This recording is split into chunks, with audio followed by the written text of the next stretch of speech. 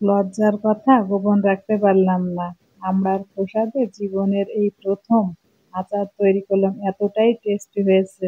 রেসিপিটা শেয়ার করি, আপনারা অবশ্যই ট্রাই করবেন, অনেক সহজ, খেতে কিন্তু দুর্দান্ত স্বাদ। প্রথমে আমড়াগুলা ছুলে নিছি, নিয়ে ভালোভাবে এটা ধুইছি, ধোয়ার পরে লবণ আর কিছু পরিমাণ পানি দিয়ে এটা আমি প্রেসার কুকারে সিদ্ধ করতে দিছি। প্রেসার কুকারে দিলে তাড়াতাড়ি হয়।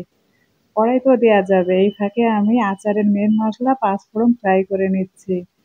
আর এদিকে ব্লেন্ডারে বা শিলে বেটে নিতে হবে সিদ্ধ আমড়ার খোসা। তো আমাদের কিন্তু মিহি করে বাটা হয়ে গেছে।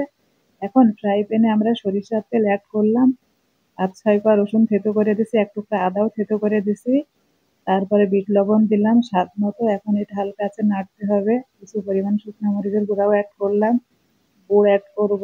চিনি দিয়েও এটা করা যেতে পারে। আর এটা হালকা আছে কিন্তু নাড়তে হবে, নাড়তে নাড়তে যখন শুকিয়ে আসবে তখন নামিয়ে ফেলতে হবে। তাই এই যে এখন আমি পাঁচফোড়নের গুঁড়া অ্যাড করে দিলাম। মিষ্টি একটু কম হয়েছে, এখন কিছু পরিমাণ চিনি অ্যাড করলাম, হালকা লবণও কিন্তু আমি অ্যাড করছি এর ভিতরে। এই যে আমাদের কিন্তু কমপ্লিট হয়ে গেছে। আপনারা আমড়া ফুরিয়ে যাওয়ার আগে একবার হলেও ট্রাই করবেন, অনেক টেস্টি।